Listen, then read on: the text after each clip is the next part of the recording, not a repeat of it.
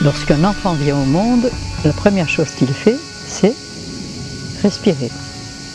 Quand on quitte ce monde, on expire. C'est-à-dire que du moment où on arrive sur cette terre jusqu'au moment où on la quitte, on est obligé de respirer pour vivre. La deuxième chose que le bébé fait, après avoir respiré et crié, c'est de téter le sein de sa mère et de se nourrir. Et quand il a bu, quand il a nourri son corps, il dort pour digérer. Et quand il se réveille, il fait pipi caca. Et pour moi, ce sont les 4 lois de base. La respiration, l'alimentation, le sommeil et l'élimination sont les 4 lois de base qui vont permettre à toutes les créatures, tous les hommes et femmes que nous sommes, d'aimer, de penser, d'agir. Et si on ne commence pas par le début, le point de départ, eh bien tout le reste va se trouver décalé ou déréglé. Et je pense qu'il faudrait traiter notre corps au moins aussi bien que notre voiture. C'est-à-dire lui offrir le carburant que le constructeur, qu'en l'occurrence j'appellerais créateur, a prévu pour son système digestif, et puis qu'on fasse l'entretien et les vidanges qui s'imposent. Et comme ça on pourra faire le voyage de la vie en pleine santé, créatif et heureux comme il est prévu, comme la nature a prévu qu'on le fasse. Et nous ferons chacun, non pas des affaires, mais ce que nous avons à faire sur la Terre.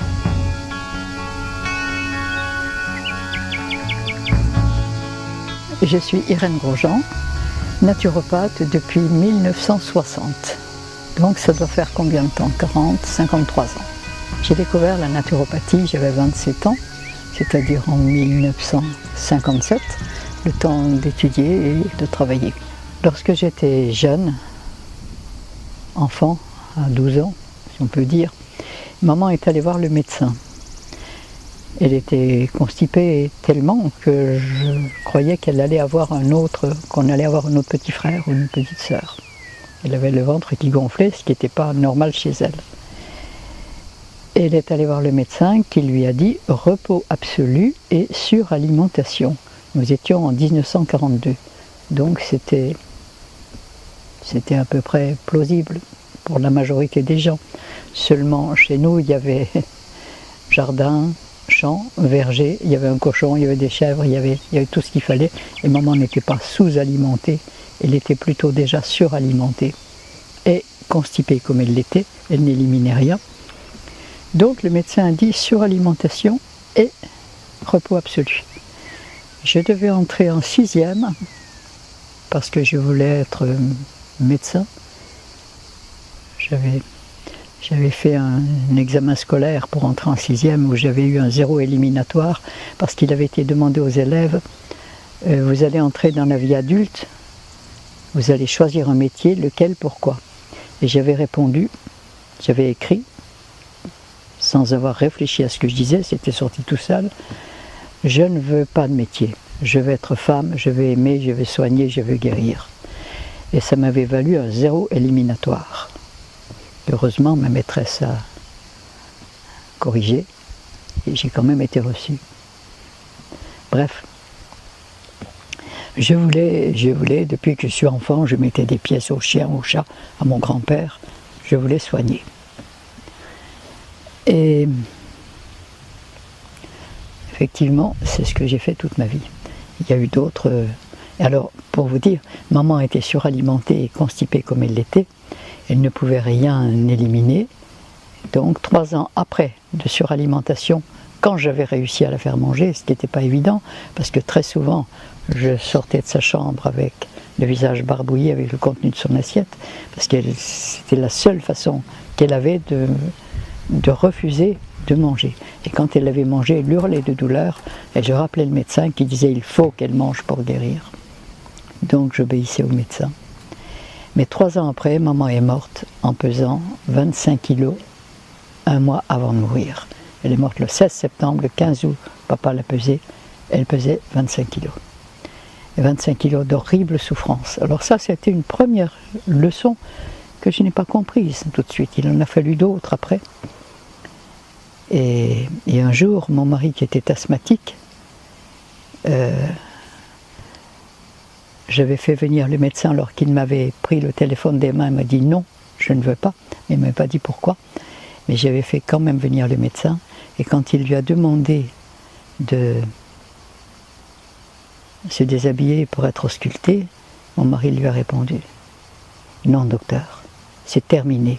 Ça fait 25 ans que vos confrères l'ont fait et je vais de plus en plus mal. Alors c'est fini. Je ne verrai plus un médecin de ma vie. » J'étais complètement perdu, complètement paumé. Et là, qu'est-ce qu'on fait dans ces cas-là? J'ai prié, j'ai demandé, j'ai dit « Mais qu'est-ce qu'il faut faire? Qu'est-ce qu'il faut faire ?» Et l'idée d'un ami qui nous parlait de médecine naturelle depuis longtemps, il avait un enfant asthmatique qu'il soignait de cette façon, m'est arrivé. Et j'ai appelé cet ami qui est venu et qui, en voyant mon mari, lui a dit « Tu sais, Jo, ce que tu as est très grave. » Il avait 46 dixièmes et il faisait une grosse congestion pulmonaire comme il le faisait tous les ans au printemps. J'ai compris après le sens de cette congestion. Et là, il a regardé mon mari et lui a dit « Ce que tu as est très grave, Jo. Soit tu appelles le médecin, soit tu fais strictement ce que je te dis. Tu choisis. » Et Raymond, c'était le nom de cet ami, avait apporté de l'infusion qu'il m'a fait faire. Il a emmené mon mari à la salle de bain, il lui a fait faire un bain dérivatif, et de 46 dixièmes de température, 10 minutes après, il était à 38 et quelques. Et il avait le sourire, et il était mieux. Et avec la tisane qui lui avait fait éliminer toute la nuit, le matin, il respirait bien, il était bien. Et là, ça a été évidemment une ouverture. Et il nous a tout expliqué, ça ne s'est pas passé tout seul, il y a eu encore d'autres éléments. Mais comme mon mari avait dit qu'il ne voulait plus voir un seul médecin de sa vie, et ça nous a ouvert la voie à ce que pourrait dire la médecine hippocratique, puisque Hippocrate n'a-t-il pas dit aux malades que l'aliment soit ton seul remède, et demandé au médecin de le guérir sans nuire. Deux éléments que la médecine symptomatique semble avoir particulièrement oubliés et que la naturopathie et la médecine naturelle que je pratique utilisent fréquemment et couramment et normalement et naturellement, je dirais. Et voilà comment on est arrivé. Mais ce n'était pas gagné, il y a eu des hauts débats, il y a eu des... Parce que, comme le disait le docteur Vivini, qui avait créé une clinique de jeunes dans les années 60, à Longwy d'abord et ensuite aux Baléares, ce docteur disait « Pas plus qu'il ne suffit de mettre des meubles propres dans une maison sale pour qu'elle soit habitable, mais qu'il faut aussi la nettoyer. Il ne suffit pas de donner à notre corps les aliments que la nature a prévus pour son système digestif, il faut aussi nettoyer ses humeurs. Et ces fameuses humeurs, ce sont les liquides interstitiels, les liquides dans lesquels baignent nos cellules. Notre corps est composé d'un tiers de son poids de cellules, 2 tiers de liquide. Et on sait qu'on est composé de cellules depuis qu'on a des microscopes hyper puissants. Avant, on ne le savait pas. Mais les anciens, qui étaient de grands observateurs, avaient appelé ces liquides avec lesquels notre corps est composé pour 2 tiers de son poids, les avaient appelés les humeurs, parce qu'ils s'étaient rendus compte sans doute de l'importance, de la propreté de ces liquides. Il est certain que sur un corps de 60 kg, il y a 40 litres de liquide, 20 de cellules, les cellules qui sont des éléments extraordinaires, des micro-organismes, qui même si elles peuvent faire un 20e de millième de millimètre, elles possèdent toutes un appareil respiratoire, un appareil digestif, un cerveau et un appareil reproducteur. C'est extraordinaire. Et ce sont ces cellules qui communiquent entre elles pour assurer toute notre vie, que ce soit digestion, respiration, élimination, mais pensée, sentiments et actions. Et la qualité des liquides dans lesquels nos cellules baignent est aussi importante que la qualité des aliments qu'on offre à notre corps. Et ce sont les deux éléments de base qui vont permettre à nos cellules de se relier à l'intelligence universelle qui a créé tout ce qui existe et qui, à travers ces cellules, informe, dirige, guide en quelque sorte tout le travail cellulaire. Et si nous voulons être reliés à cette intelligence universelle, il est indispensable que nos cellules fonctionnent au mieux, qu'elles respirent, qu'elles soient nourries correctement comme la nature l'a prévu, et qu'elles baignent dans un liquide au moins propre à défaut d'être pur. Et avec ces éléments-là, si vous avez des cellules, si en plus vous avez l'avantage d'avoir des cellules de constitution solide, parce qu'on ne vient pas au monde tous avec la même constitution. Et je dis souvent que pour faire le voyage de la vie, en venant au monde, on prend un véhicule, notre corps, qui peut aller de la 2 chevaux à la Rolls. Il y a toute la gamme des véhicules qui existent. Et selon si on dispose d'une 2 chevaux, on n'aura pas la même qualité de voyage que si on dispose d'une Rolls. Mais quoi qu'il en soit, quelque véhicule que ce soit, il a besoin d'être nourri et entretenu comme la nature l'a prévu. En fonction de cela, il est relié à l'intelligence universelle et il est informé, guidé, et la vie devient créative, heureuse et magique. Ça, c'est le bonheur absolu, et c'est certainement ce que les religions appelaient le paradis. Mais plus nos cellules sont intoxiquées, plus elles sont carencées, plus elles baignent dans un milieu saturé de résidus prétendus alimentaires, plus elles chutent de fréquence. Elles ne peuvent plus capter les fréquences élevées et elles captent les éléments qui sont véhiculés sur la longueur d'onde qu'elles peuvent capter. Parce que le premier système informatique, je pense qu'il existe avec la vie. Et qu'il y a le grand ordinateur cosmique et nous sommes des terminaux. Et tout ce qui vit sur cette terre, les plantes, les animaux, les hommes, sont constitués de cellules qui nous permettent justement cette communication, cette liaison. Nous sommes des vases communicants. Et plus nos cellules fonctionnent bien, plus nous pouvons être reliés et guidés vers une vie créative, alors que plus elles sont mal nourries, asphyxiées, carencées, empoisonnées, plus nous allons faire de notre vie prévue pour être un paradis l'enfer de souffrance, de misère, de guerre, de conflit qu'on en a fait. Sachant que la vie est simple, avec un grand S majuscule. Et je dirais que le diable a tout compliqué pour mieux perdre les hommes. Et dès que c'est compliqué, moi je me sauve. Les choses sont simples, tellement simples qu'on pourrait penser qu'elles sont simplistes. Non, la simplicité est un grand luxe, malheureusement actuellement accessible à très peu d'êtres. Respecter les lois de la vie au maximum, ce qui est un véritable bonheur parce qu'elle nous a tout donné pour nous régaler, pour que tout aille bien sur tous les plans. J'ai d'abord découvert la naturopathie il y a 55 ans.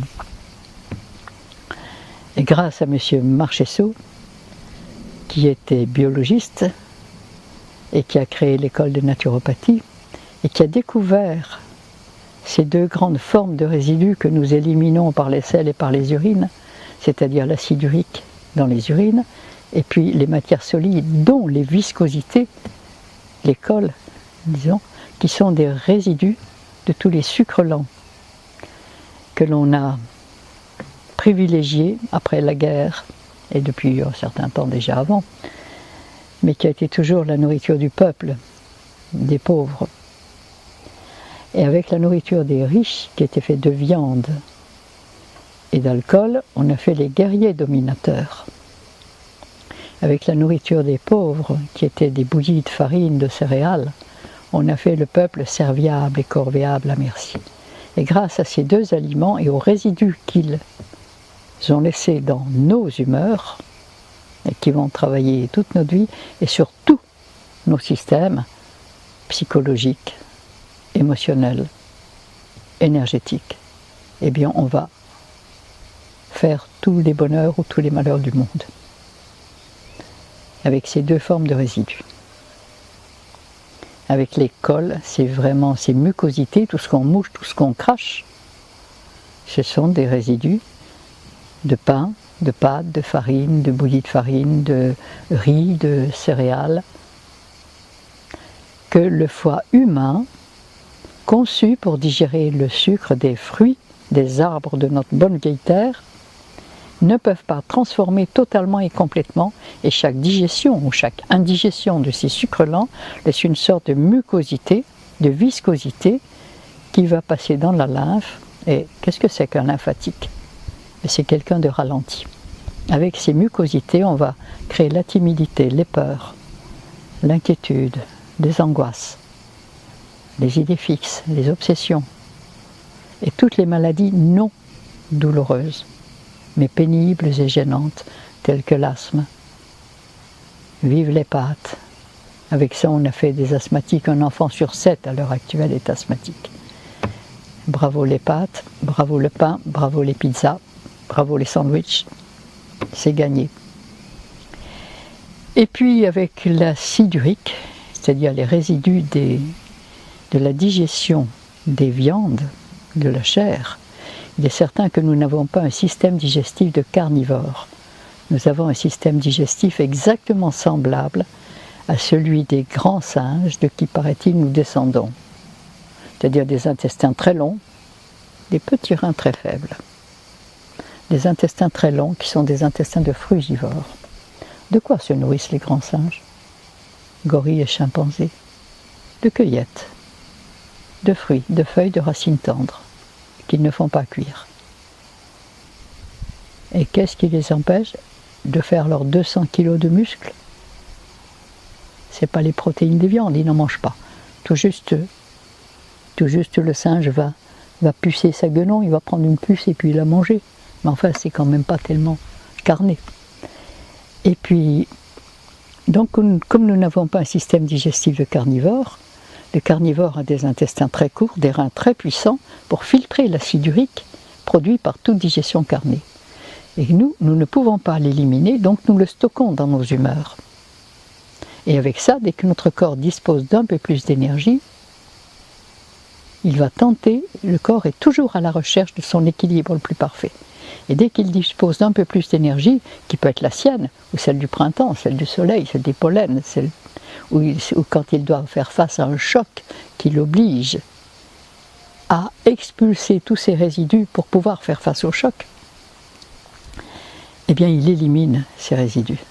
Et là, évidemment, ces cristaux d'acide urique qui sont stockés sous forme de minuscules sels, de minuscules cristaux, doivent fondre pour passer dans le sang, pour être conduits vers les reins, pour être urinés. Mais en fondant, cet acide brûle les émergences nerveuses et c'est cette brûlure qui crée la douleur. Et chaque fois que nous avons mal quelque part, c'est que notre corps est en train d'essayer d'expulser une surcharge acide pour l'envoyer dans les urines. Et pour ma part, elle est beaucoup mieux dans les toilettes que dans notre corps. Seulement, il faut accepter d'avoir mal à ce moment-là. Exactement comme quand il neige, les flocons de neige doivent devenir liquides pour pouvoir s'évacuer. Et c'est là où il faut aider, où cette médecine que je pratique comprend le fonctionnement du corps et l'aide à éliminer ces résidus, alors que de façon symptomatique, comme la médecine classique et officielle est prévue, on arrête. Le but de cette médecine, c'est d'arrêter la douleur, c'est de la supprimer.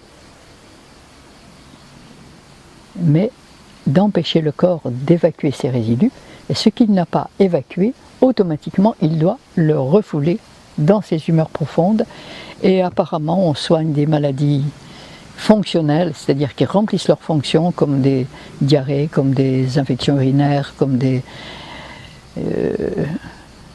grands problèmes respiratoires, des rhumes, des bronchites, tout ce qui va cracher, moucher. Et on a fait des maladies lésionnelles qu'on a bien soignées, et maintenant on fait des maladies dégénératives de plus en plus. Et nous sommes en train, avec un médecin suisse et d'autres médecins français, de créer une école pratique de santé au Maroc pour apprendre à tous ceux qui veulent être en bonne santé. On va faire une école pratique de santé. Et sur 20 hectares que nous avons irrigués, plantés, eh bien nous allons faire un petit coin de paradis, une oasis de santé.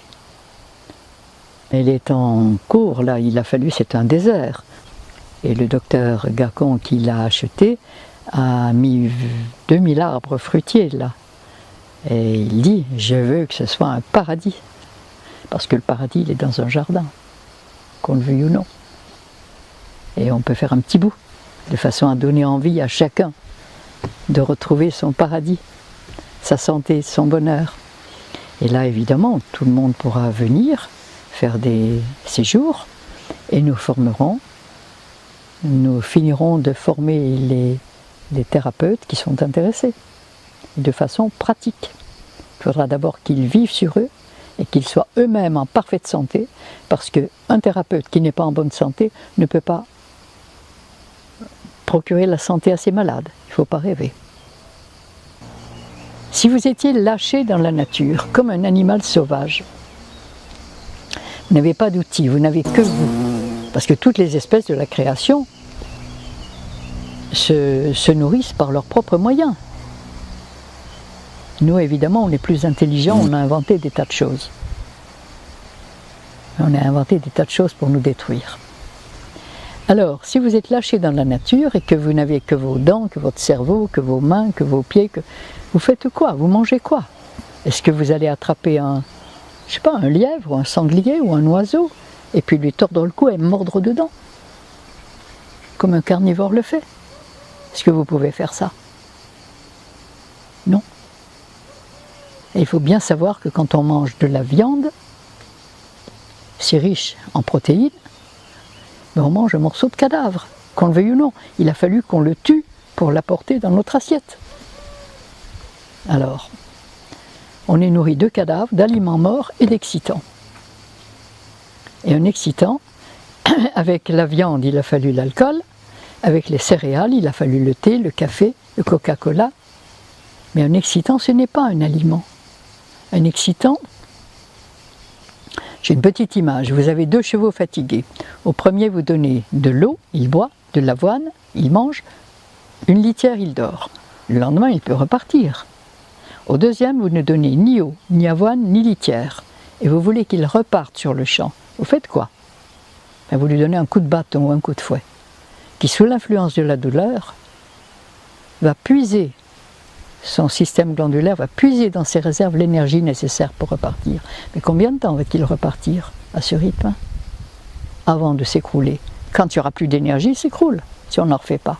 Et c'est exactement ce qui se passe, et c'est pourquoi on a tant de maladies dites psychosomatiques, alors qu'elles sont en réalité somatopsychiques. On a tant de suicides. C'est incroyable le nombre de suicides qui existent maintenant. Il est certain que quand on est en fréquence basse et destructrice et qu'on n'a plus d'espoir du tout, et on croit que c'est à cause de plein de choses. Non, c'est à cause de la qualité de nos humeurs et de fonctionnement cellulaire qui nous permet de penser et d'aimer et de nous relier à l'intelligence créatrice. Nos aliments doivent nous transmettre l'énergie de l'eau, de la terre, de l'air et du soleil qu'ils ont puisé dans ces éléments. Et notre carburant essentiel, c'est l'énergie de la vie. Et quand on a cuit nos aliments, ils n'ont plus d'énergie. Si on cuit des graines et qu'on les met dans la terre, la récolte est vite faite, il n'y en aura pas. Et si on fait couver des œufs cuits durs, il y a une poule qui risque d'attendre longtemps ses poussins. Alors on est arrivé, et l'homme civilisé actuel, et depuis, je dis que le péché originel pour moi, c'est la cuisson de nos aliments. À partir du moment où on a cuit nos aliments, on a détruit leur énergie. Et il est certain que scientifiquement, une molécule morte et une molécule vivante, ces 2 molécules, ça n'a pas d'importance. Seulement, si on fait couver, on avait porté au laboratoire, à l'école de naturopathie, 2 œufs, un cuit dur, un cru. on a reçu exactement les deux mêmes analyses. La science aurait-elle oublié la vie? C'est bien ce qui me semble être le plus juste, et c'est pourquoi on fait tant de dégâts de tous les côtés. Et quand on prétend soigner des maladies avec des malades, avec des poisons qui rendraient malade un bien portant, il faut quand même arrêter de rêver et retrouver un peu de bon sens. Parce que si vous donnez un médicament à un enfant, quelqu'un, hein, eh bien il va être malade. Alors, la médecine naturelle, celle d'Hippocrate, la vraie médecine, elle fabrique de la santé. C'est une médecine de santé, c'est pas une médecine de maladie. Parce qu'avec cette médecine de maladie, oh, c'est pas grave, il y a des bénéficiaires. Il y a 80 ans, les laboratoires pharmaceutiques n'existaient pratiquement pas.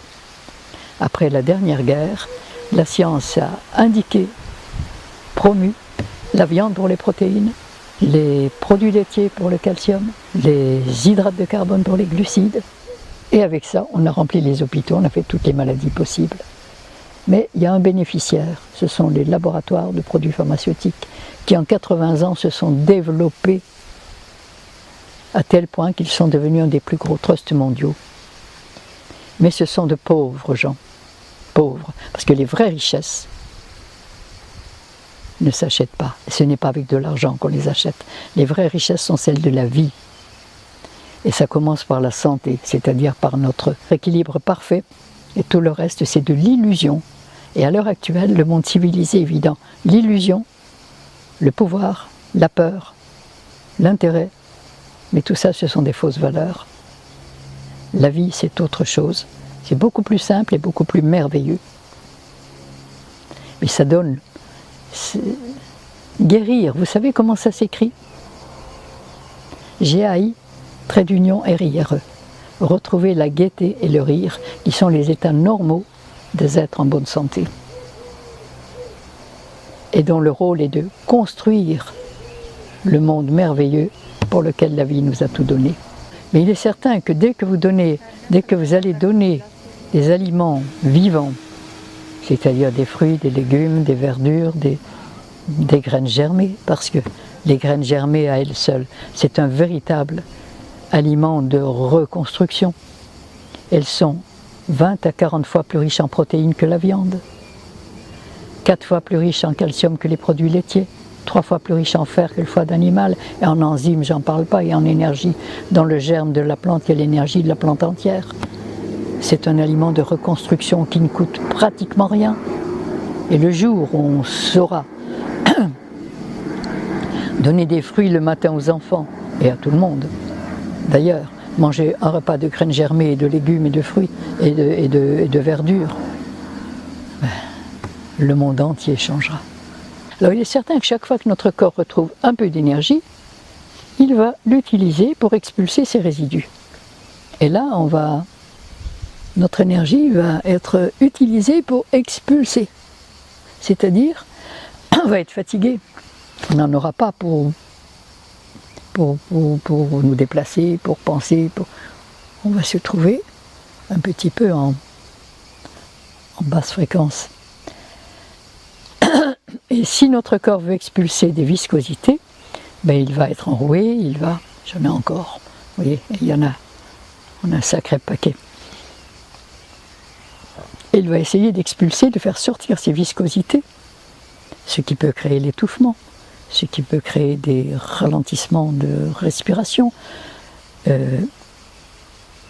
l'asthme en particulier. Mais on n'est pas bien. Et pour expulser ces viscosités, ça ne sera pas douloureux, mais ça sera pénible et gênant.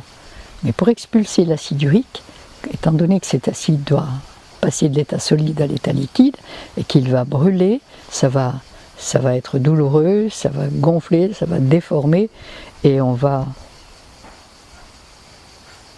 dire qu'on est malade. En réalité, on n'est pas malade. Notre corps se défend, expulse ses résidus, et il faut l'aider à faire ce travail au mieux. Dès qu'il aura fait ce travail au mieux, il va reprendre de l'énergie, il va remonter un peu plus haut, refaire de l'énergie. Dès qu'il en aura un peu plus, il refera une petite crise d'élimination, qui n'est pas une maladie, et il y aura de moins en moins de crises, et il va retrouver un équilibre de plus en plus heureux et merveilleux. Mais il faut passer par ce travail d'élimination aussi. Et le vrai travail d'un thérapeute naturel, c'est de redonner de l'énergie au corps, de lui apporter les éléments qui lui manquent pour qu'il ait l'énergie nécessaire pour se débarrasser de ce qui l'encombre. Voilà, c'est tout simple. Il faut l'aider à le comprendre. Et il est certain que je me souviens avoir appris au catéchisme que pour sortir de l'enfer et aller au paradis, il fallait passer par le purgatoire. Alors, sortir de l'enfer, c'est le monde de la souffrance. Et le paradis, c'est le monde de la créativité et du bonheur. Mais il faut passer par le purgatoire. Et c'est quoi le purgatoire? J'ai bien ri le jour où j'ai compris ça. Eh bien, c'est l'endroit où on se purge. Parce qu'il faut purger. On a fait des salles de bain pour l'extérieur de notre corps. Mais on n'en a pas fait pour l'intérieur. Et il est certain qu'il faut apprendre à nettoyer l'intérieur de notre corps. Et la nature nous a donné des plantes et tout ce qu'il faut pour faire ce petit nettoyage. Et d'ailleurs, toutes les religions ont donné un jour de jeûne par semaine et 30 ou 40 par an. Parce que pendant que notre corps ne mange pas, il n'utilise pas d'énergie. La digestion à elle seule utilise 50% de notre énergie totale. Et quand ces 50% sont disponibles, eh bien notre corps les utilise pour se nettoyer, pour éliminer ses humeurs et pour changer de fréquence. Et c'est pourquoi les religions ont dit qu'il fallait jeûner pour atteindre un niveau spirituel élevé. Tout se tient. Mais le corps, ce n'est pas un cœur, un foie, c'est un ensemble d'éléments physiques, de systèmes, qui va nous permettre d'aimer, c'est-à-dire qui mieux que l'âme peut nous permettre d'aimer, de penser, c'est l'esprit, c'est le système informatique, et les trois éléments sont l'âme, l'esprit et le corps.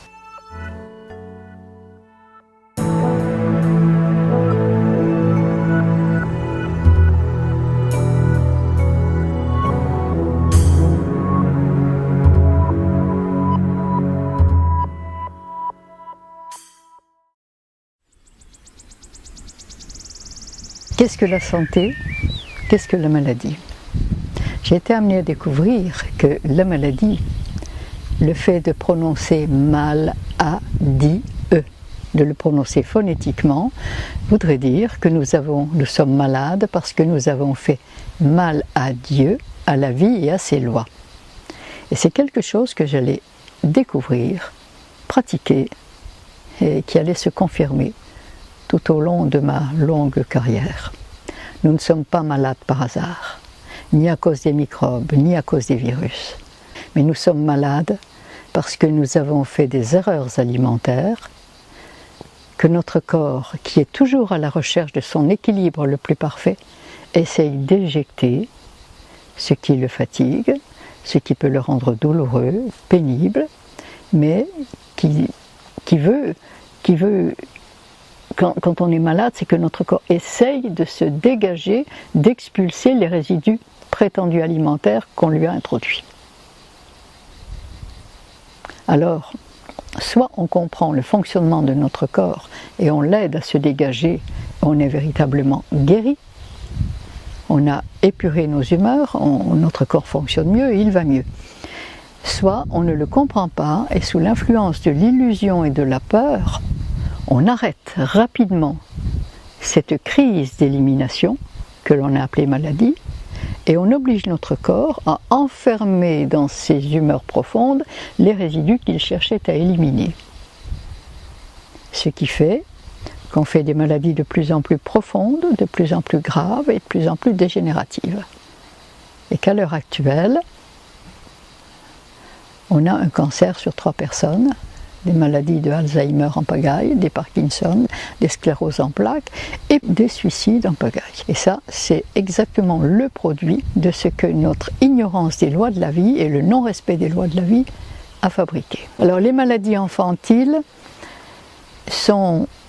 Plus les enfants sont solides et puissants, plus ils ont un système de défense important, plus ils vont faire des crises d'élimination, des maladies importantes, pour éjecter, pour mettre hors de leur corps les résidus de l'héritage empoisonné que leurs géniteurs leur ont apporté, leur ont fourni.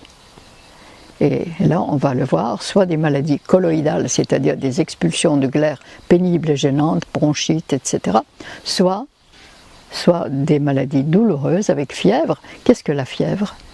La fièvre correspond à la fonte de l'acide urique, des petits cristaux d'acide urique qui, en fondant, élèvent la température du corps, mais ils fondent pour pouvoir passer dans le sang et être expulsés dans l'urine ou la transpiration. Soit on les aide à expulser et la fièvre disparaît parce qu'il n'y a plus d'acide urique, ou il y en a moins, soit on arrête, on demande au corps de se taire, de ne plus faire son travail, et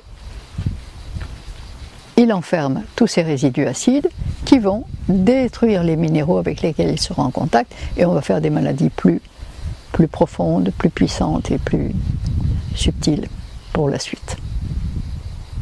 Et des maladies qui peuvent être physiques, psychologiques, ou mentales ou émotionnelles.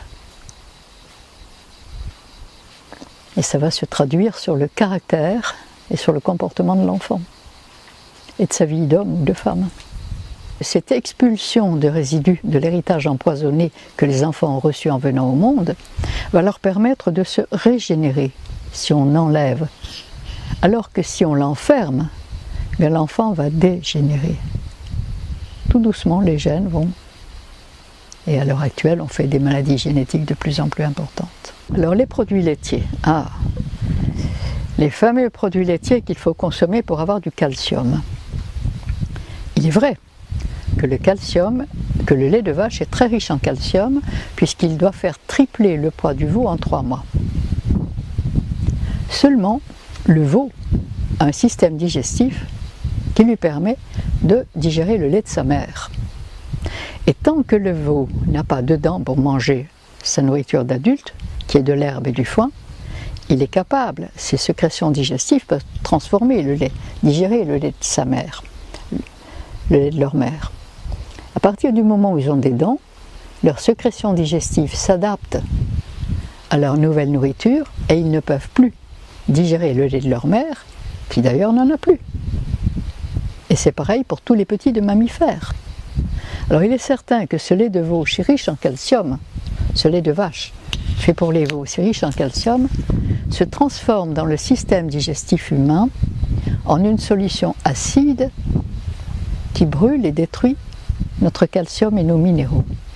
Et j'ai remarqué et observé que tous les plus grands décalcifiés, avis aux amateurs, tous les ostéoporoses, tous les rhumatismes, tous les déformés, étaient de gros consommateurs de fromage et de produits laitiers. C'est aux fruits qu'on reconnaît l'arbre. Les fruits qui font grossir, semble-t-il, eh bien j'ai un cas. Voilà un monsieur qui pesait, il y a 2 ans, 120 kilos et qui a mangé des fruits et des fruits. Et regardez comment il est. Et toutes les plus belles cures de mincissement que j'ai faites l'ont été avec des fruits que l'on a dit des sucres rapides, mais qui apportent énormément d'énergie à notre corps et qui laissent peu de résidus, de toute façon éliminables. Alors que les fameux sucres lents laissent toujours dans notre organisme énormément de résidus et apportent très peu d'énergie, pour ne dire pas. Parce que tous les consommateurs de sucre lent ont besoin d'excitants. Avec des fruits, on fait 120 kilos, et voilà ce que ça donne. Et il a mangé des fruits, et il les adore. Et oui, et il se régale, et il a de l'énergie, et le sourire. Et voilà. Et les plus belles cures d'amincissement, elles sont là, les vraies. C'est donner à notre corps les aliments que la nature a prévus pour lui. C'est tout simple. J'ai fait perdre 30 kilos à une boulangère. Il n'y a qu'un fruit qu'elle aimait, c'était les bananes. Et comme elle mangeait beaucoup de gâteaux et de petits pains, je lui ai dit, chaque fois que vous avez envie d'un gâteau ou d'un petit pain, vous mangez une banane. En 2 ans, il a perdu 30 kilos. Dans ce qu'on mange cru, vivant, il y a de l'énergie. Et l'énergie, c'est notre carburant. Quand on mange cuit, quand il faut manger chaud, c'est qu'on mange cuit et mort. À ce moment-là, nos aliments ne fabriquent pas d'énergie, on a besoin de les chauffer pour avoir l'impression momentanée d'avoir chaud. Mais si vous mangez, lorsque les enfants étaient petits et qu'on allait au Ballon d'Alsace faire du ski le dimanche, et que pour profiter du soleil et de l'heure où tout le monde était au restaurant, nous on mangeait nos fruits dans un coin abrité du soleil et on repartait et personne n'avait froid. Essayez, faites l'expérience vous-même et vous vous rendrez compte qu'on n'a pas obligé de cuire nos aliments, qu'on peut avoir de la chaleur et qu'ils sont caloriques quand ils sont vivants, pas quand ils sont morts. Est-ce que vous avez vu une espèce sur la terre qui cuit sa soupe, à part l'homme, cet être qui se prend pour l'être le plus évolué de la création? Tout le monde peut manger cru. Les bébés adorent manger cru. Faites-leur une purée de fruits, et ils adorent ça. Matin, midi et soir. Et ils ne seront pas privés, ils ne manqueront pas de protéines, ils ne manqueront pas de calcium, ils ne manqueront pas de tout, ils auront tout ce qu'il leur faut. Parce que nous avons un système digestif de frugivores, qu'on le veuille ou non. Et dans les fruits et dans les légumes, et dans les racines tendres, il y a tout ce dont on a besoin. Enfin, moi, il y a 55 ans que je mange végétarien, et je suis arrivée au cru après. Mais bon, 83 ans, ça va pas trop mal. Et je souhaite à tout le monde d'aller aussi bien que moi à cet âge-là. Avis aux amateurs. Hein. Je voudrais dire que mon confrère préféré est mort à 108 ans et il a exercé en toute lucidité jusqu'à 103 ans. Et il a étonné tous les gens qui sont allés le voir. Il mangeait cru évidemment et végétal. Le docteur Colucci à Lisbonne.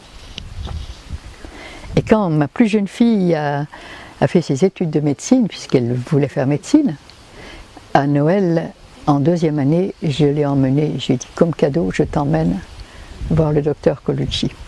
Et quand elle a vu sa jeune femme de 90 ans venir nous ouvrir la porte, elle a quand même été impressionnée.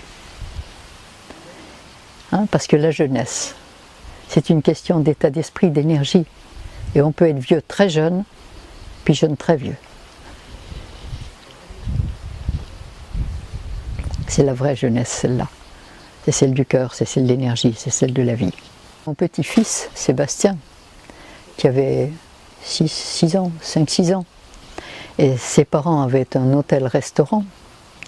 Évidemment, il y avait un grand buffet de crudités, mais il y avait aussi tout le reste. Et le petit bonhomme passe devant moi, la main derrière le dos, de façon à ce que je ne vois pas ce qu'il y avait dans sa main. Et j'avais repéré qu'il y avait un Mars. Évidemment, il ne voulait pas me montrer. Alors je l'appelle, j'ai dit Sébastien, viens voir. Et il avait 2-3 petits copains avec, je les invite et je dis, tu sais Sébastien, vous savez mes petits, la vie nous a tout donné pour que on soit heureux, qu'on s'aide, qu'on s'entraide, qu'on s'aime et qu'on fasse de la vie un véritable paradis. Mais voilà, sur la terre, la nature n'est pas toute seule. Il y a un petit diable qui s'y est glissé, puis qui ne veut pas que la nature gagne. Il veut que les hommes se battent, qu'ils souffrent, qu'ils soient méchants. Et les enfants me disent, mais comment il a fait? Comment qu'il a fait? Ah, comment qu'il a fait? Ben, c'est tout simple. Tout ce que la nature nous a donné, c'est vivant. Tout ce que le diable nous a donné, c'est mort. Et avec des éléments vivants, on fait de la vie et du bonheur. Avec des éléments morts, on fait de la maladie et du malheur. Et mon petit bonhomme part en reculant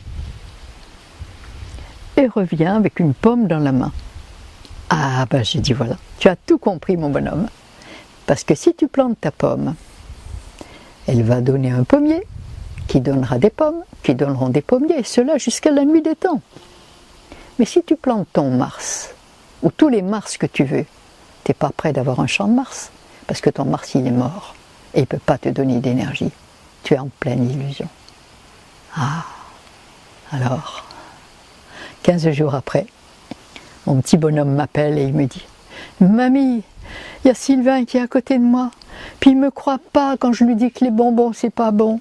Je lui ai dit que les bonbons c'était mort et il ne veut pas me croire, alors dis-lui s'il te plaît. Et voilà. Et tout est là. Avec la vie, on peut faire que de la vie, avec la mort, on peut faire que de la mort. Et de la souffrance. C'est aussi simple que ça. Vous laissez tomber une goutte de confiture ou de miel ou de quelque chose sur la table. Qu'est-ce qui se passe? Il y a des mouches qui arrivent, ou une abeille, qui vont manger. Par quel téléphone ils ont été avertis, ça on ne sait pas. Mais vite, ils arrivent. Quand il y a un animal en décomposition quelque part, il y a les asticots qui arrivent, qui vont le dévorer pour rendre à la terre. Et quand notre corps élimine ces résidus, quand il est en pleine crise d'élimination, et qu'il va chercher dans ses profondeurs toutes les toxines pour les faire passer dans le sang, pour les éjecter à travers les intestins et les urines, et bien dans cette puanteur arrivent les microbes et les virus pour se régaler de cette putréfaction que nous avons fabriquée. Et il est certain que lorsque nos savants les ont vus au bout de la lorgnette de leur tout neuf microscope, ils ont pu croire que c'était eux qui nous donnaient les maladies. Mais ce n'est pas les microbes, les mouches qui nous donnent les maladies. C'est la putréfaction dans laquelle nos humeurs sont qui leur permet de vivre. C'est différent. Et c'est comme si on disait, si on dit que c'est les microbes qui nous donnent les maladies, c'est comme si on disait que c'est les asticots qui ont tué le cadavre de l'animal qu'ils sont en train de dévorer. Alors c'est pas, le but, il n'est pas de tuer les microbes et les virus pour pas être malade. Il est de les priver de leur nourriture, c'est-à-dire de nettoyer nos humeurs, de façon à ce qu'il n'y ait plus rien à se mettre sous la dent, et ils disparaissent. Et là j'ai eu des cas. J'ai eu 2 cas de sida, avec une surcharge virale très importante. Et au bout de 3 et 4 ans, il n'y avait plus de virus. Et ils avaient une énergie incroyable et merveilleuse. Les graines germées, qui étaient déjà la nourriture des Esséniens, le blé germé, avec lequel on a fait le pain essène, le pain essénien. Et il semblerait que Jésus ait été élevé chez les Esséniens, ce qui lui a permis d'avoir cet esprit élevé, très élevé, et d'être en connexion directe avec ce que l'on a appelé Dieu, que moi j'appelle l'intelligence universelle ou l'intelligence de la vie. On l'appelle comme on veut, chacun son truc.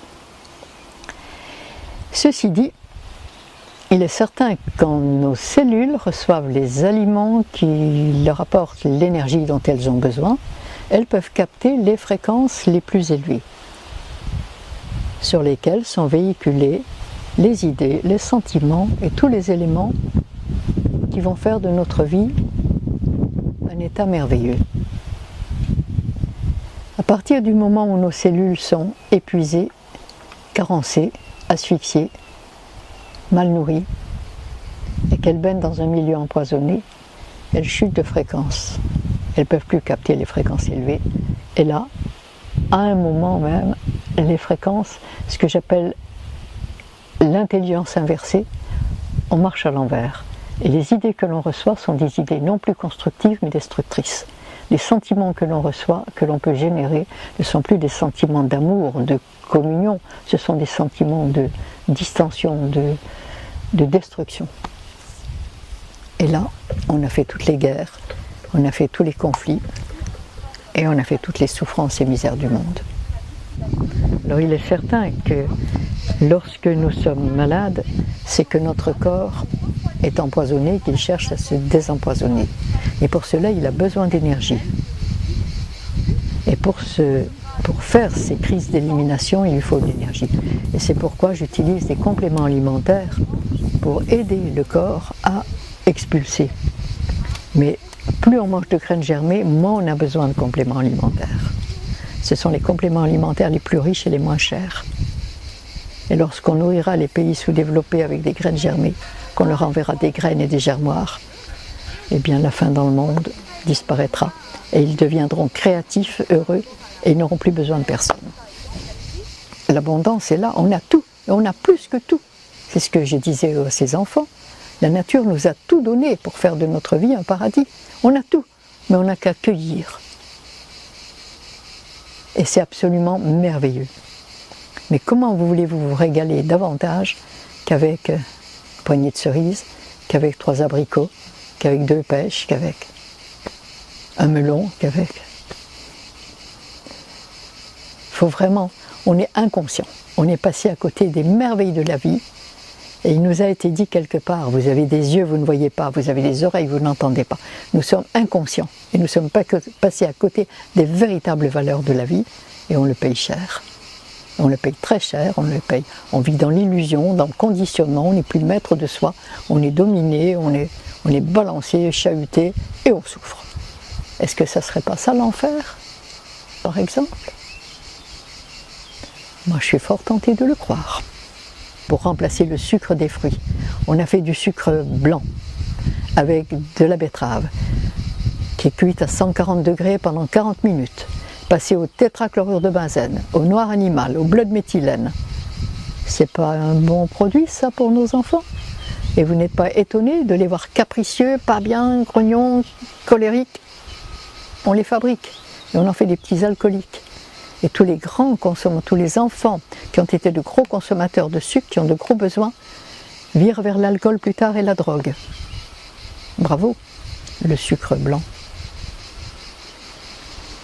qui est un véritable poison et qui n'a rien à voir avec le sucre des fruits, le vrai sucre que les fruits ont pris fabriqué avec l'énergie de la terre, de l'eau, de l'air et du soleil.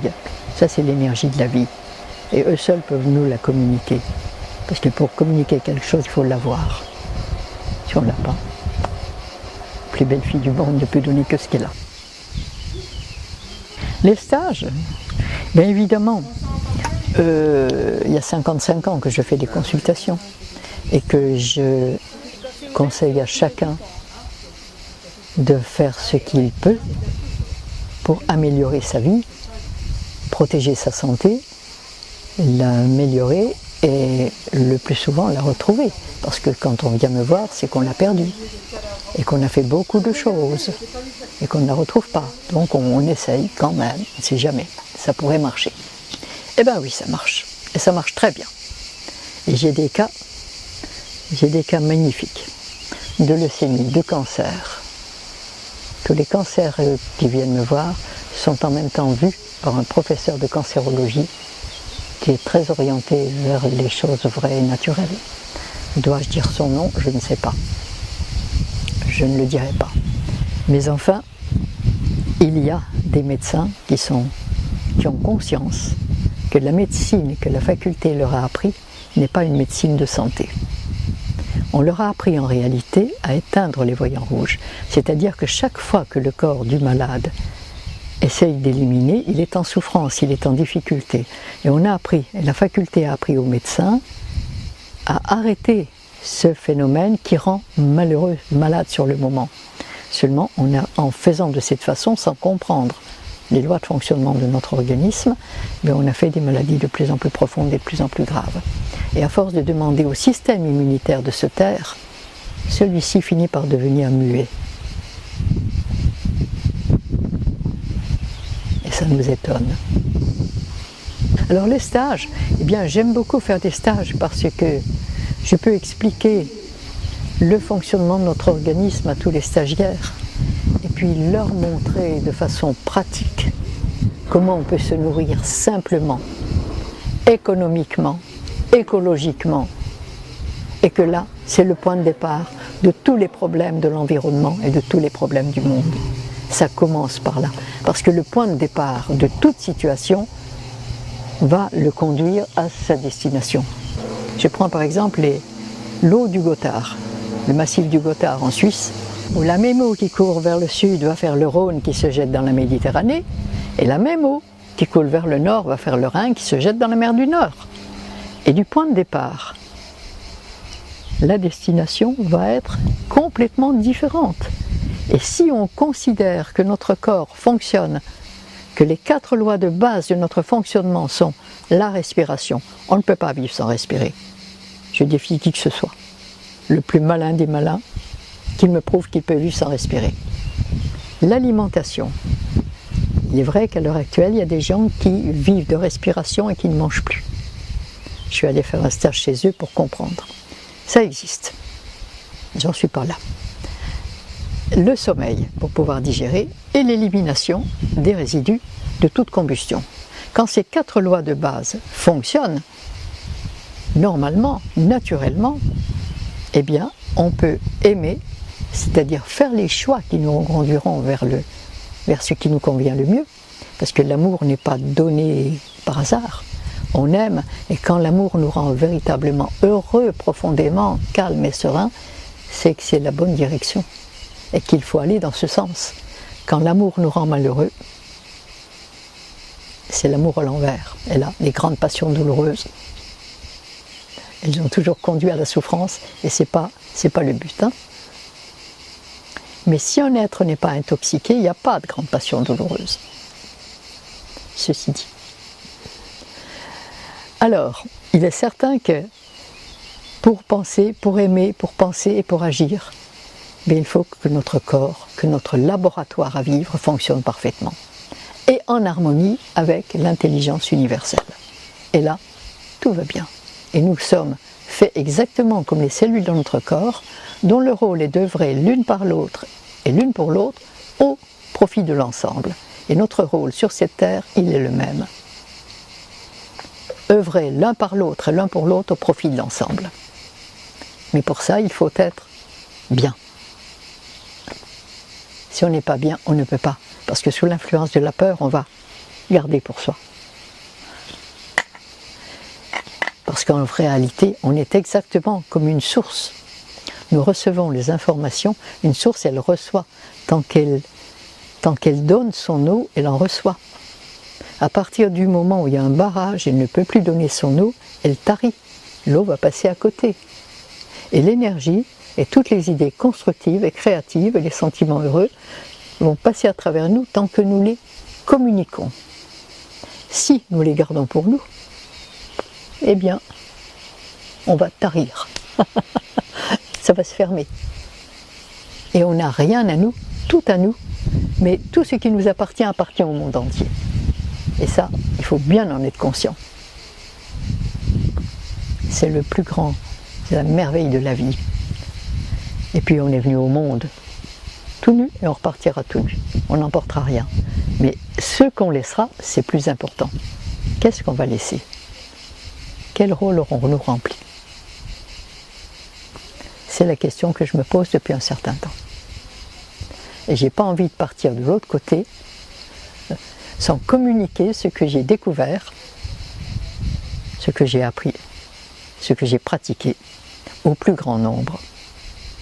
Parce qu'il ne sert à rien de savoir des choses si ces choses ne servent à rien.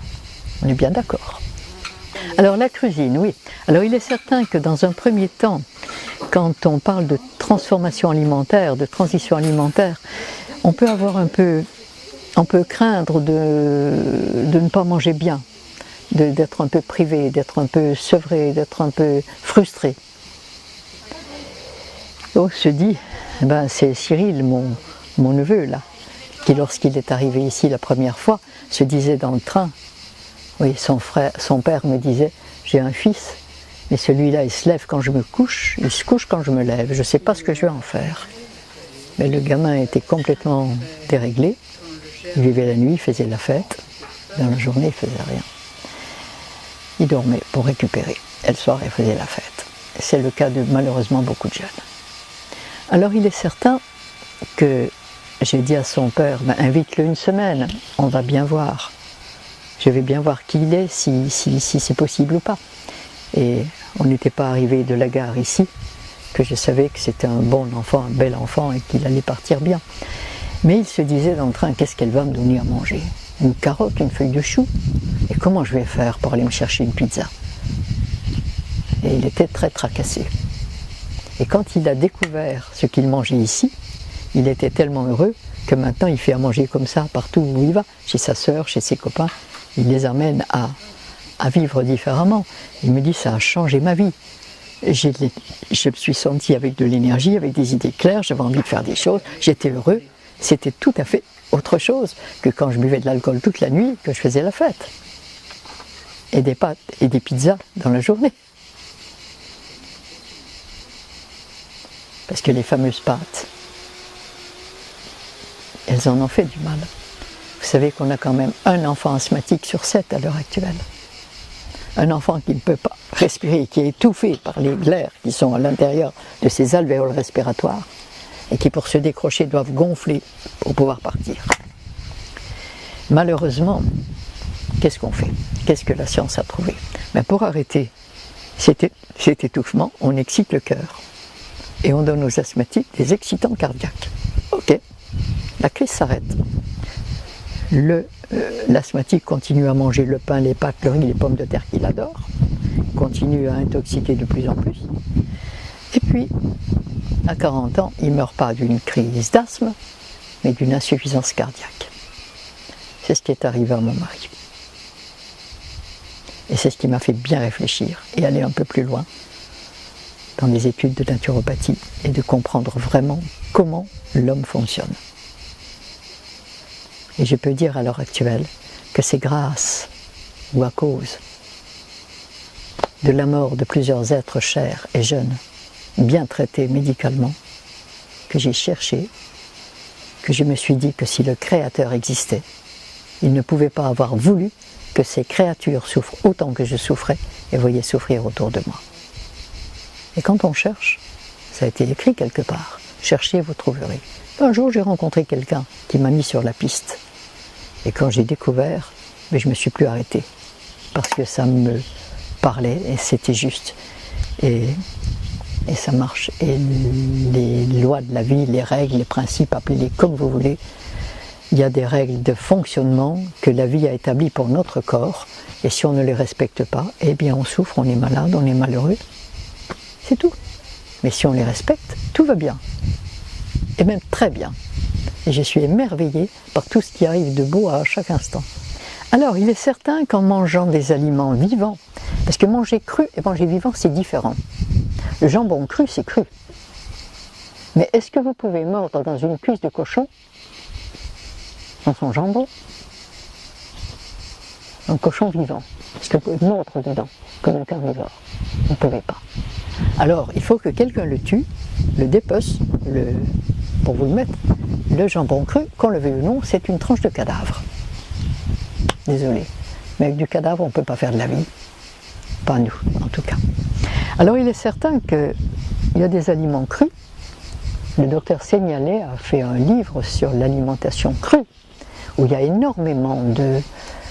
J'ai son livre de cuisine qui a été institué selon ses méthodes. Il y a énormément de viande crue, de tartare cru, de choses crues. Mais il est mort très jeune. Et je l'avais vu 15 jours avant qu'il meure. Il faisait une conférence à Montpellier. Et je me suis dit, bon sang, il n'a pas bonne mine. Hein. Je ne sais pas ce qui se passe, mais... Ben oui. Parce que on n'est pas fait pour manger des aliments seulement crus. On est fait pour manger des aliments vivants. Et l'alimentation vivante, elle est crue forcément, mais elle ne peut être que végétale. Pratiquement, il y a quand même des tolérances, comme les fruits de mer, les huîtres, les oursins, des moules qu'on peut manger crus, c'est vivant, ça on peut. Et puis peut-être les œufs. Les œufs, si on était lâchés dans la nature, on n'est rien, on trouve un nid, on pourrait gober un œuf. Il y a des choses qui font partie, qui viennent de l'animal, mais qui font encore partie de notre alimentation. Est-ce qu'on peut manger trop? Mais il est certain que devant un aliment cru, végétal et vivant, on ne mangera pas trop. Parce que l'arrêt instinctif fonctionne très bien. Notre corps saura très vite nous dire qu'on en a assez. Je me souviens d'une époque où j'étais partie au Baléares avec mon mari, j'adorais les figues, et dans la campagne on trouve des figuiers. Et je me régale. Et à un moment, eh bien, ces figues que je trouvais très bonnes au départ, la bouche me brûlait, ça ne passait plus. Pourquoi? Parce que mon corps en avait assez. Et mes petites cellules ont dit stop, ça suffit, j'en ai assez. Mais devant un aliment cuit et transformé, il n'y a plus d'arrêt instinctif. Donc on peut manger beaucoup plus qu'il ne faut. Je suis bien d'accord que l'excès de poids, c'est pas forcément une pathologie, mais quand même. Un corps, il est fait pour être harmonieux. Et il ne peut bien fonctionner que s'il est harmonieux dans ses formes, s'il fonctionne bien. Et l'obésité aux États-Unis, et qui se développe dans le monde entier, ce n'est pas un signe de santé.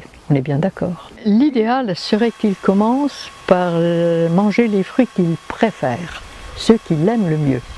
Parce que ces cellules sont très intelligentes, les cellules qui composent son corps. Elles savent, à la vue d'un fruit ou d'un légume, celui dont elles ont besoin. Et on l'aime. Et on va aller vers celui-là. Et j'ai fait des expériences avec mes petits enfants et d'autres enfants avec eux, de mettre des paniers de fruits. Et selon leur tempérament et leur constitution, je savais de quoi ils avaient le plus besoin. Et ils ne se trompaient pas. Une prenait des bananes, des dattes, l'autre prenait des citrons. Mais c'est clair. L'instinct fonctionne très bien. Et les fruits que vous aimez, les fruits et les légumes que vous préférez, sont, à n'en pas en douter, les meilleurs pour vous. Alors je ne sais pas ce qu'il y a dedans. Pas plus qu'un animal sauvage ne sait s'il y a du calcium, s'il y a des trucs. Ça, je m'en moque royalement. Mais ce que je sens, et ce qui est beaucoup plus vrai, c'est ce que mes cellules savent. Elles sont beaucoup plus fines que tous les laboratoires existants. Alors le petit déjeuner, quand on se lève le matin, généralement on a déjà, ce qui est bien, c'est de boire déjà, de boire de l'eau, froide, chaude, tiède, de faire un petit rinçage digestif. Si possible une infusion, parce qu'avec l'eau seule, si on met de l'eau seule dans la machine à laver, le linge ne risque pas d'être lavé. Et la nature nous a donné toutes les plantes qui contiennent des solvants, des saponifiants, des expectorants, il y a tout. La pharmacie de la nature, la pharmacie dite du bon Dieu, elle est complète. Et le pharmacien Louis Sévelinge, qui est à la source du laboratoire Dietaroma, avait refusé de vendre dans sa pharmacie les produits chimiques. Et il a eu 13 procès par l'ordre des pharmaciens. Mais il a tenu bon. Et il a dit, la nature nous a donné les plantes, avec ça on a fait les huiles essentielles, avec ça on peut tout faire. Et je ne vendrai jamais leur saleté. Bref, il a eu raison. Malheureusement, il y a peu de gens qui ont cet état de conscience. Et je suis heureuse d'en parler et de le citer. Bien, le petit déjeuner, si quand on a bu un verre d'eau froide, chaude, ou avec quelques gouttes d'huile essentielle, ou avec un peu d'hydrosol, ou avec une infusion, on peut faire ça. Et après le petit déjeuner, eh bien que chacun prenne les fruits qu'il aime le plus. Pour certains, ça sera des oranges. Pour d'autres, ça sera des bananes. Pour d'autres, ça sera des dattes. Pour d'autres, ça sera... Laissez faire. Laissez-vous guider par votre instinct. Et vous verrez que là, ça ira très vite bien. Et si vous commencez le petit déjeuner en apportant à votre corps des aliments qui lui apportent de l'énergie et qui se digèrent très facilement, c'est-à-dire qui ne le fatiguent pas. Vous savez quand même que certaines digestions de plats, de repas dits complets, mettent l'individu dans un état de leucémie digestive, de leucocytose absolument épouvantable. D'où l'intérêt de boire un café, un pouce café, mais d'avoir pas tellement la forme et des idées claires après. Ceci dit, quand vous avez mangé des fruits le matin, et si vous en donnez à vos enfants, alors on peut les manger de façon naturelle, c'est le plus simple. Mais on peut aussi, civilisés que nous sommes, utiliser un blender, un mixeur, et faire des cocktails, des purées de fruits, qui sont absolument délicieux. Alors par exemple, vous mettez une banane pour un enfant, vous allez mettre une orange, vous allez mettre des fruits rouges, vous allez mettre des pêches, des abricots, peu importe, vous allez mettre tout ce que vous voulez, et vous faites des purées de fruits absolument délicieuses. Je sais que mes petits-enfants petits, je leur disais, tu veux manger quoi ce matin? Purée de fruits, mamie. À midi, tu veux manger quoi? Purée de fruits, mamie. Le soir, tu veux une purée de fruits, mamie. Et les enfants adorent les fruits. Les légumes, ça vient un peu plus tard, mais au départ, ils sont très attirés par les fruits. C'est ce dont ils ont plus besoin. Alors, si on mange des fruits le matin, on va peut-être manger à midi de façon classique ou le soir, mais très rapidement, on va avoir de plus en plus besoin de manger naturellement et de manger davantage des aliments vivants, crus, des crudités, des salades, des graines germées. Et petit à petit, on va rentrer. Mais si on ne commence pas par le matin, c'est beaucoup plus difficile parce qu'on est reparti dans le cycle habituel et ça y est.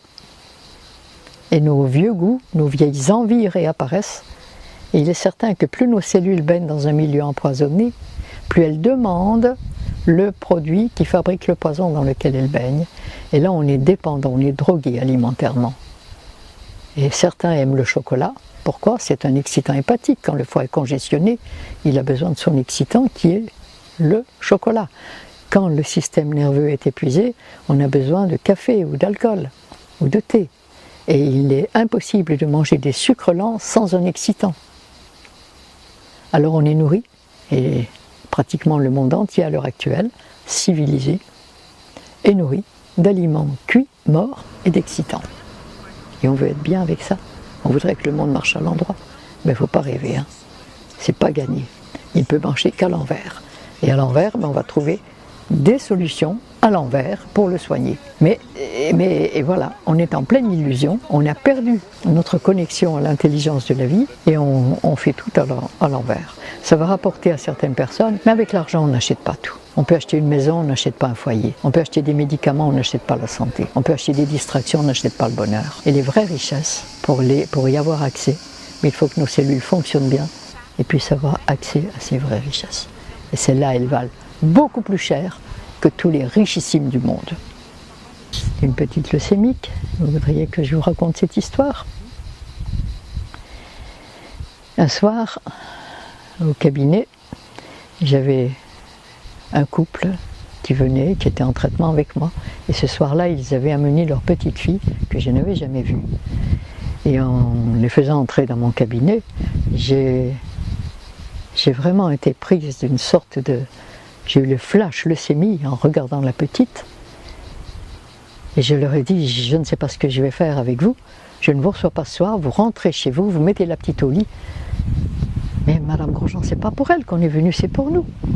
Oui, mais vous rentrez chez vous et vous mettez la petite au lit. Je ne sais pas ce que je vais faire. Bon, ils ont pu croire que j'étais un peu dérangée. Là-dessus, je suis rentrée, j'ai demandé de l'aide à qui de droit. Et l'idée de ma belle-fille, qui était à ce moment-là interne en pédiatrie, à l'hôpital, m'arriva. Je l'appelle, je lui dis ce qui me préoccupe. Elle me dit, envoyez-la à l'hôpital, on va faire des examens. J'envoie. Mais on n'est pas venu pour aller à l'hôpital, on est venu pour aller chez vous. Vous allez à l'hôpital et vous faites. À 6h du matin, elle était dans ma chambre en me disant, on a fait des examens toute la nuit. La petite a une leucémie du type le plus grave. Pour nous, elle en a pour 2 mois et demi à vivre au maximum. Bon, qu'est-ce qu'il faut faire? Je téléphone à M. Marchesso, l'école de naturopathie, je téléphone à M. Sévelin, Diétaroma, et les deux me disent, il faut la laisser à l'hôpital, toute seule, vous ne pourrez pas. Il faut conjuguer les deux techniques. On l'a laissée à l'hôpital, elle a eu les traitements, mais parallèlement on a changé, modifié le terrain. C'est-à-dire que la petite a été nourrie de jus. J'avais demandé que ses parents soient en permanence à côté d'elle, qu'ils aient une centrifugeuse et que chaque fois qu'elle demandait quelque chose, qu'ils lui fassent du jus de carotte, de persil, d'éléments que je leur avais indiqués. Et quand ma belle-fille, interne en pédiatrie, a demandé à son patron si cela était possible, il lui a répondu, perdu pour perdu, on risque plus rien. Donc il a autorisé que ses parents restent et fassent ses jus à la petite. En plus, elle avait des compléments alimentaires indiqués. En plus, elle a été magnétisée tous les jours.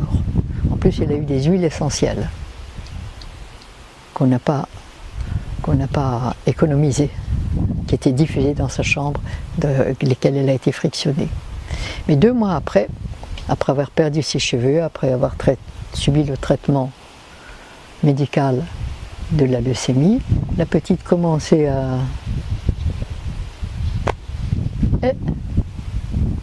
Elle allait de mieux en mieux. Et quelque temps après, elle est sortie toute rieuse dans les bras triomphants de son heureux papa. Elle devait revenir 1 fois par semaine à l'hôpital pour un traitement d'entretien. Au bout de quelques semaines, je me rends compte que le traitement s'était terminé, qu'il fallait l'arrêter. Elle ne récupérait pas. J'en parle à ses parents, qui évidemment n'avaient pas envie, avaient peur de ne pas aller à l'hôpital. Et j'ai remis, et j'ai dit ça, je ne sais pas.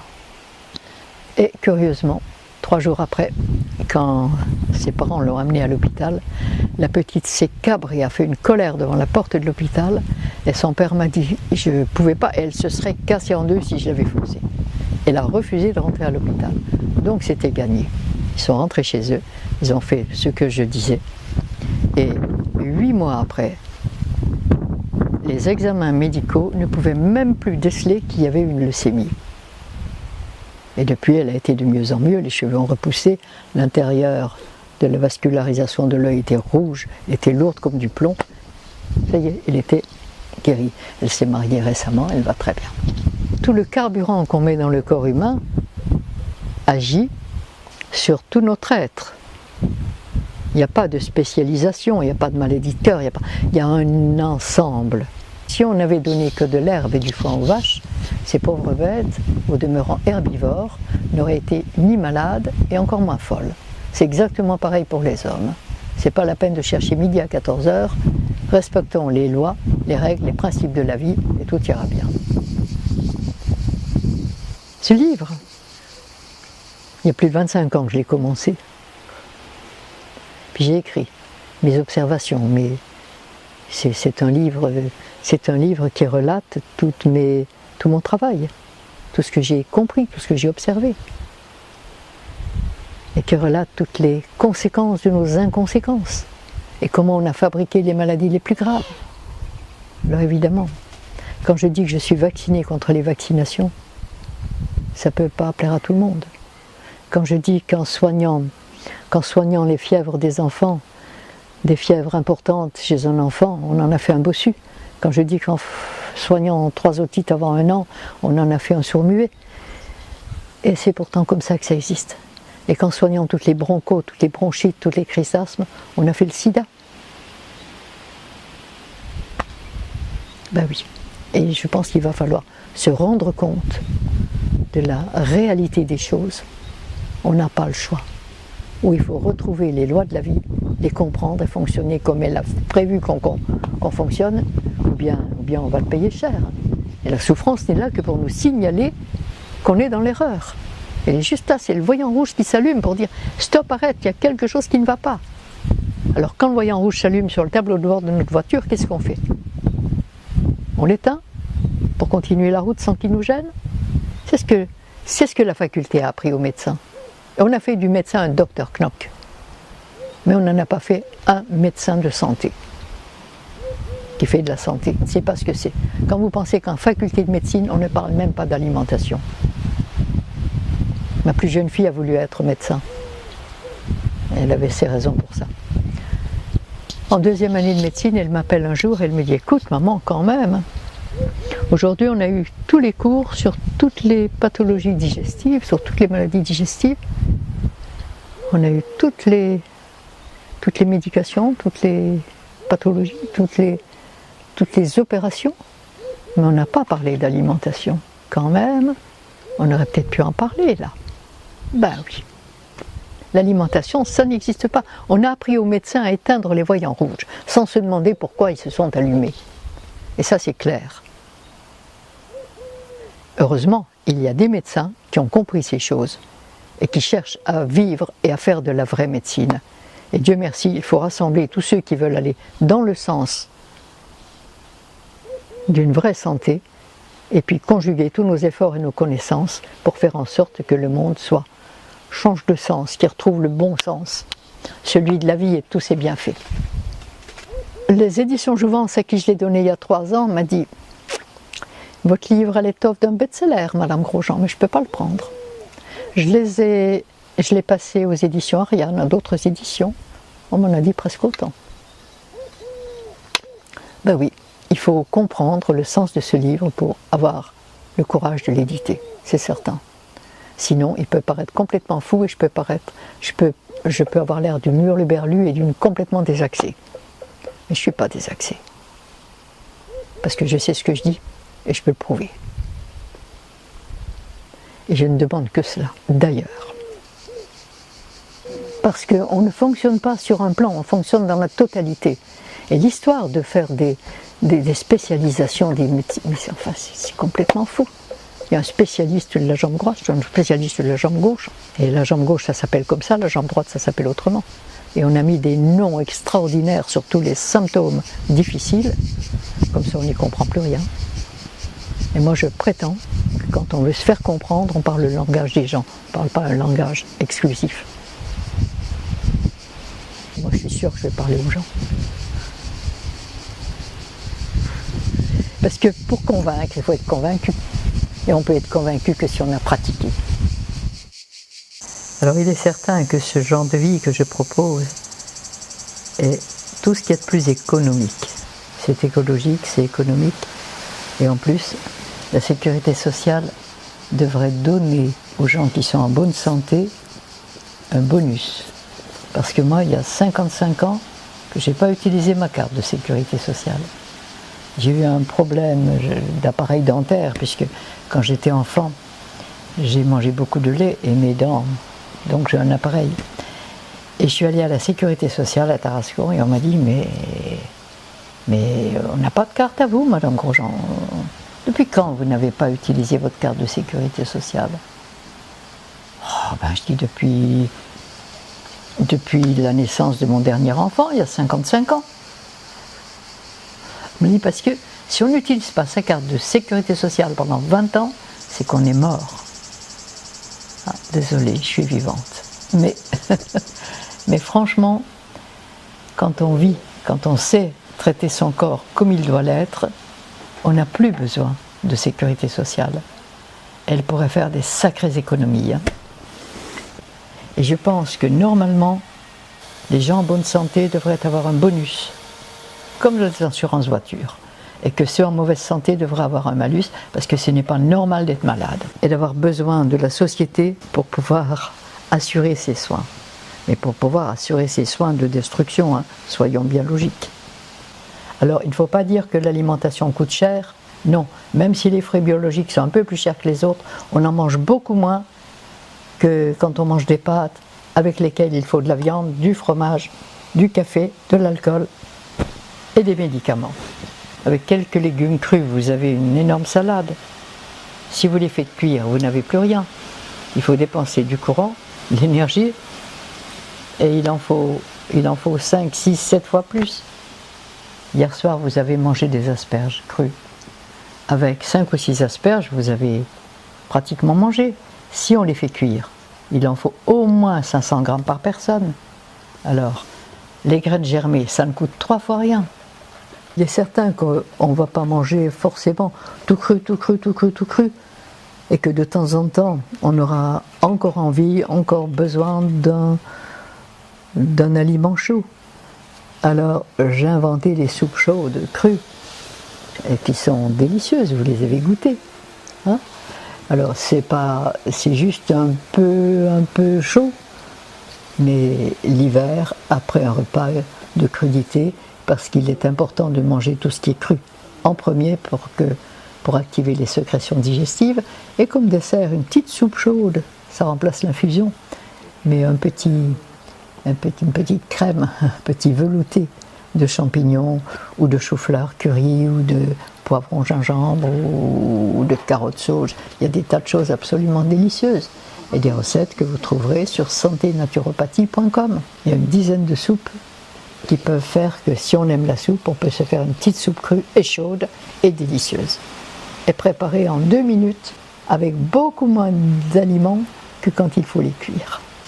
Apparemment, je crois avoir eu tous les cas de maladie possibles, dans la mesure où le malade n'a pas été hyper traité avec des médicaments puissants, c'est-à-dire qu'on n'a pas détruit son système d'autodéfense et qu'il est déterminé à faire ce qu'il faut, parce que ça ne se fait pas tout seul, il y a quand même des efforts à faire. On a des habitudes terribles et on vit dans un monde où on est conditionné totalement pour faire tout ce qu'il faut à l'envers. Alors il est certain que pour moi toutes les maladies sont guérissables, mais ça ne veut pas dire que tous les malades le sont. Il y a une nuance. J'ai eu 2 sidéens, dont le président des sidéens de Genève. Il y a des présidents partout. Après 4 ans de transformation profonde, il avait une forme extraordinaire et plus de virus.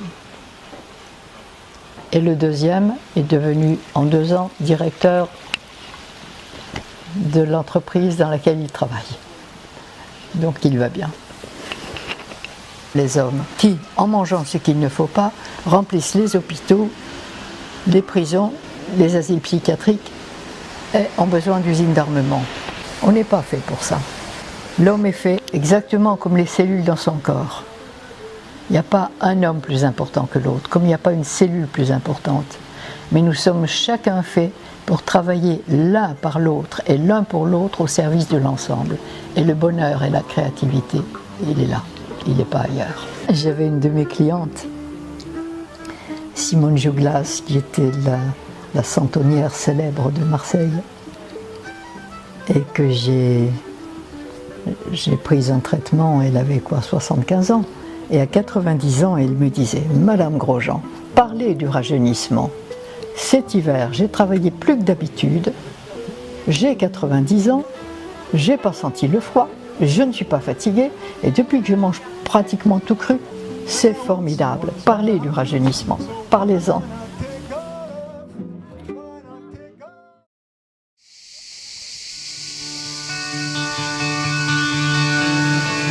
Parce qu'on peut être jeune à 90 ans, puis on peut être vieux à 15 ans. Et avec ça, qu'est-ce qu'on peut dire de mieux? La vie ne peut être que tout de bon sur tous les plans.